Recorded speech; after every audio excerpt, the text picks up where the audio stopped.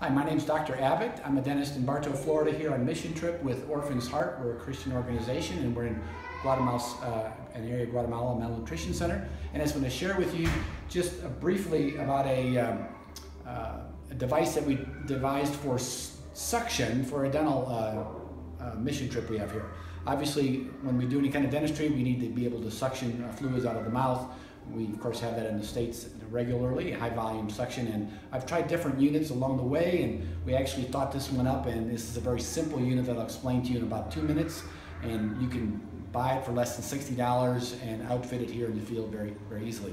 What you first do is this is just regular HVE hose out of my office. This is the on and off that you have in the office, the normal HV hosing and on off switch. And then what we did is we found a half-inch coupler, is a brass coupler that fit into this half-inch flexible tubing and then fit into this piece of PVC that I think I had at my house. You could of course find it at Home Depot or Lowe's or any kind of hardware store. We had to drill into that a little bit to make it large enough to fit this in. Now that's just a pressure fit. And then we screwed this into a coupler that went to 3/4 inch PVC, and then opened it up now, and now we're back to 1 inch PVC here. And so you can devise any other way to really figure a way to connect this flexible tubing to PVC piping. And then what I've done now is made PVC piping. We bought 10-foot lengths and we cut it into 30-inch pieces so we could fit it in the suitcase. And then we joined them together with just couplers, and we used PVC cement on one end, and then we can of course take it apart on the other end, and so we can dismantle this in the evening if we have to take it back in, if it's not a secure site, or if you want to take it apart and perhaps transport this back home. We're going to of course leave this all here because it's so inexpensive. And then what we're using for the suction unit is we're using a 1 gallon wet dry suction shop vac that we paid $20 for at Walmart. And we just joined it together with, we used 45-degree turns rather than a sharp little 90-degree elbow, just so the fluids would flow in. It's simpler. Now you get through that in the electrical department. This is just plumbing, but you get this in the electrical department. It's still just PVC piping 1 inch. And we joined them together with couplings. And here we did 245s to make it a 90-degree because we had to make the turn. And then you'll come out here, and we joined it together with 40 feet total of PVC just to get the shop vac away from the area we're working, so we're not having to hear this shop vac noise all day long when we're using the suction. And then it looks a little odd, but we decided to dig a hole and bury it because the fluids wouldn't go up to the shop vac, because obviously water doesn't want to go uphill, so it would always collect a little bit of fluid in here. So we just stick it in here in the hole, and now this is the lowest point, and when it comes, it goes in here. And of course, we end up emptying this at lunchtime, and at the end of the day, it's a gallon, and we don't, we're using a lot of restorative spraying water because my handpiece doesn't have water to it, and we have to irrigate it all the time.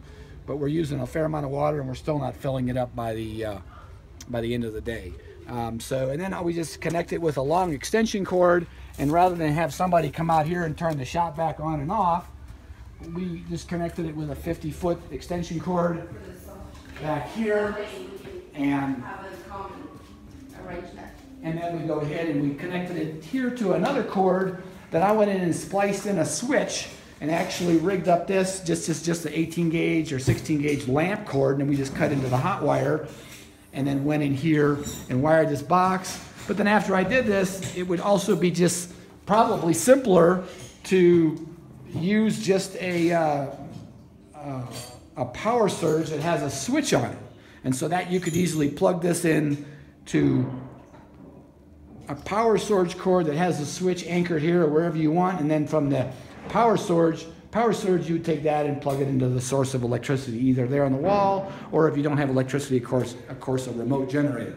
And when we need suction, we just flip the switch, it turns it on. You can see you barely hear the pump because it's far away. And we've got suction here that is almost equal to what I have in the dental office. It's not too strong. It's probably about 80% of what I have in the office. My assistant, who has used the one in the office, says to me that he doesn't notice any difference at all between this and the office. And this works. We brought 2 shop vacs with us. We thought this would burn out, but it doesn't. We just use it, and when we're done and we're going to bond the tooth or whatever, and we don't need to have the suction on, we just turn that off.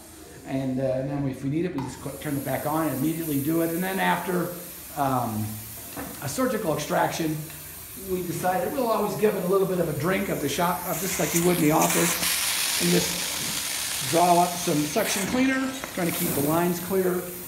So this whole unit, all the PVC tubing, everything, less than $50, $60, and we're going to leave it all here so I don't have to bring it next time. And if I go somewhere else, I'll just buy another shop vac and the PVC tubing, cut it up, and put it together on site. You don't have to use PVC tubing. You could use flexible tubing. The bottom line to this, though, is a shop vac, a little shop vac, does an outstanding job of being a suction unit for a dental office. And it's very inexpensive and easy to set up. And you can put it remote like this and not have to listen to it make all the noise in the room.